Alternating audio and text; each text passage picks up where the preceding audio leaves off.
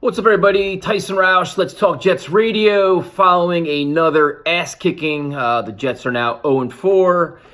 And there's a lot to talk about here. You look at it, the Jets are coming off a bye week, so there's a lot of things you expect. You expect to see improvement on the offense. Most importantly, the offensive line.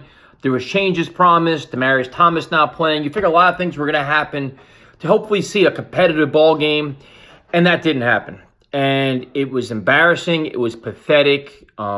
It's inexcusable. This team basically seemed unprepared from the start. I mean, from the beginning, there was plays on offense. You're like, what in the living hell are you doing? Run, third and long, sack, punt. That's how you start it.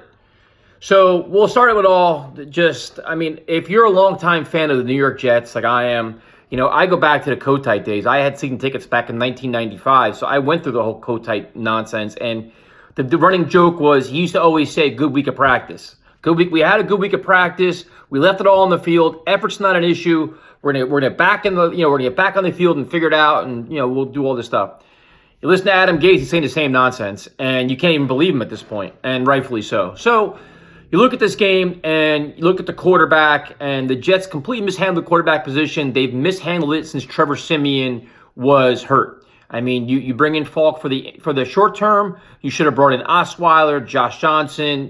Trade for Tyrod Taylor. I don't care what you do. You should have brought somebody in. And yes, I will tell you this: Osweiler is better than Falk, and it's not even close. He's won games in the NFL. He knows Adam Gase's offense. If you have to guarantee him money, who cares? It's about winning and being competitive. Watching this is not only hurting Le'Veon Bell, the offensive line, it's hurting Robbie Anderson. You're just not competitive. You're ruining the performance of the defense. It's awful. So you start off by not bringing in a better guy than Falk as your first problem. Then you basically give him limited reps all this week following a bye week, which is just ridiculous. So you have a rookie quarterback who's got like one start and he's getting no reps. So there's no chemistry. There's nothing. I mean, it's just you could not have handled the quarterback position any worse. So that falls on Joe Douglas and Adam Gase. Joe Douglas has a part in this too, because he's overseeing this nonsense. So Falk is terrible, 2 pick sixes. He's just doesn't have an NFL arm. He's gross. He's a mediocre practice squad quarterback. He's not even an NFL backup quarterback. He's a practice squad quarterback. Shouldn't he be in the NFL? The Jets cut him. I guarantee nobody's picking him up. That being said, running backs. Le'Veon Bell, still a superstar and still being overused. The fact that Adam Gase is it's so hard not to curse, so stubborn to not bring in Montgomery and Bilal Powell and alternate it. You can't keep wearing him out in the first 6 weeks of the season. This is ridiculous. I mean, you use Montgomery like a workhorse running back in the preseason. Now you can't even find the guy. Why have all these guys? Why not play both at the same time? Why not do something different here? It makes no sense here. Play calling makes no sense on offense. I will never understand it. I don't care what kind of genius Adam Gase tells me he is. I'm not buying it. So Le'Veon Bell is still a workhorse. He's a superstar. He's doing everything he can to help this team win, and it's nowhere near enough, and it's not even his fault. My biggest concern is that he gets hurt or worn out before this team is even competitive again. Wide receivers, Demaryius Thomas, that horrible drop. He's hurt. He's not hurt. He's acting like he's hurt. He can give a rat's ass, man. He's not here. He's nobody. Robbie Anderson, completely underutilized. Jamison Crowder's doing what he can. The wide receivers, there's nothing you can even comment about. Tight ends, they're trying to help blocking. It's just... And then you go to the offensive line. And if you watch any of our videos, the biggest story was offensive line has got to be better. So Assembly gets hurt, convenient, now you can replace him. Okay, no problem there. They decide to bench and make Brandon Shell inactive. Benching, I understand. Inactive is insane because what about if the guy you replace him with can't play? You put him back in. Seems like rockets. Like a pretty easy idea. Not for the New York Jets. So they not only bench him, they make him inactive, and the backup is completely horrendous. The New York Jets offensive line is abysmal. It's embarrassing. Do they even practice? And if they do practice, I wonder what the hell they're practicing. Are they practicing how to, what is it? Play checkers? How to make, I don't even know, notes in the sand? What are they doing? Ryan Khalil is not good. Let's just call it what it is. If he's still getting in shape, well, you know what? We're going into the 5th game of the season. This time, his ship has sailed. It was you paid him a lot of money. You wanted to see him come in. We had high hopes. I praised the signing, and it's been a train wreck. Bring in Jonathan Harrison. Admit your mistake. Admit defeat. Seriously, it's okay. And if he doesn't like it, who cares? Who cares? I mean, you're not going to be here next year anyway. Offensive line from top to bottom is a mess. It is probably the most alarming thing out of this entire game. 10 sacks. 10 sacks they gave up. 10. This is probably the worst line play we've seen in years. And yes, Luke Falk held on to the ball sometimes too long, but he was running for his life. He probably had shell shock at this point. So he had 2 pick sixes. The line gave up 10 sacks, and it's just atrocious. It's nothing. It's just, and Adam Gase finally took blame for it. He's like, oh, it's all on me. It's all on me. It is on you. You got 2 fucking weeks.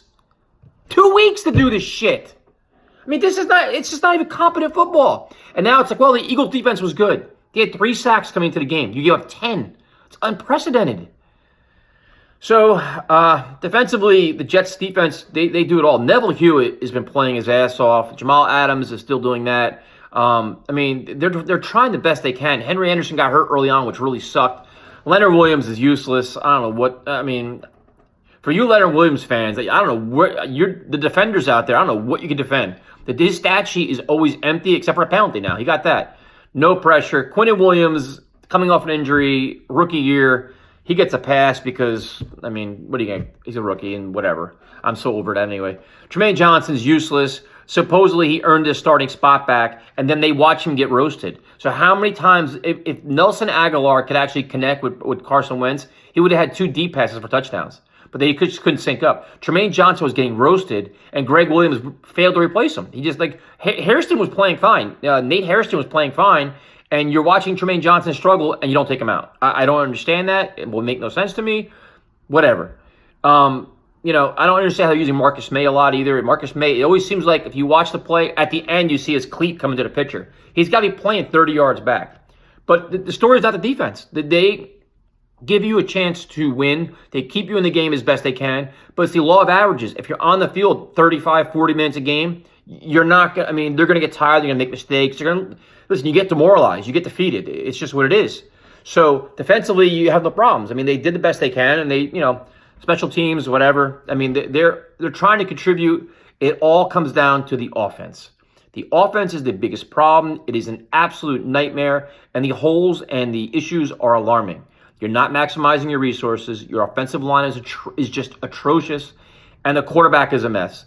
And Luke Falk does not give you a chance to compete every week. He doesn't give you a chance to win. He doesn't give you a chance to do anything other than get your ass kicked and blown out and embarrassed. And now you're at 0-4 facing the Cowboys and Patriots. And if Sam Darnold doesn't come back, I mean, you're going to lose again. I mean, how many blowout losses are you going to get? It's only a matter of time before this locker room starts just bitching and moaning about the incompetence. You can't sit there and watch this. I mean, if you're Jamal Adams, how do you sit and watch your quarterback get sacked 10 times and be like, oh, man, let's go back and get it next week? You're going to get tired of doing that. Even Le'Veon Bell, he's been the ultimate team player. You can only tolerate so much losing. You're now considered one of the worst teams in the NFL. You're a laughing stock. You're going to get mocked all throughout the New York media because now the vultures are circling. The fans are all disgusted. Next week, MetLife's going to be a Cowboys home game. It doesn't get any worse than this. It does not get any worse than this. And the one thing that you keep saying, everybody's saying is, oh, once we get Sam back and Mosley back, everything's going to be fine. Mosley back is a big addition. He's a phenomenal player. Jordan Jacobs coming back also helps. The defense isn't the problem. And Sam Darnold is not a miracle worker. He cannot make 5 guys in a line block better. He can't make play calling better. Oh, he can actually, but he can't make Adam Gase a better play caller and more creative and everything else. This team came out unprepared. Their preparation was just horrific. The way they handled the quarterback situation was horrific. Sam Darnold can only solve so many things. You can move him around the pocket. He's got a better arm. But if he's running for his life and taking big hits, it's not going to help. If your play calling is all about Le'Veon Bell over and over and over running the ball, it's not going to work. The creativity, you got to change things up. You know, there's so much this team needs, and it's awful. This is as bad as it gets.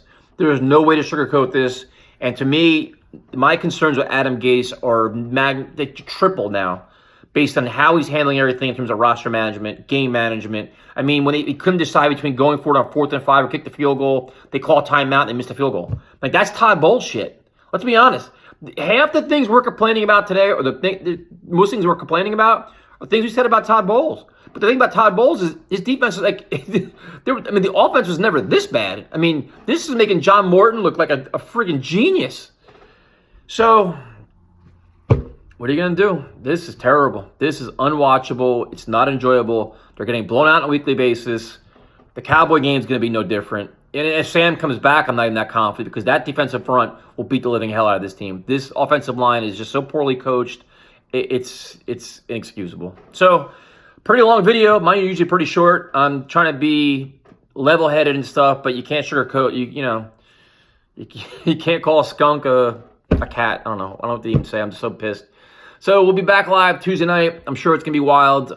We appreciate you guys following us and supporting us and giving us all our feedback. So talk to you then.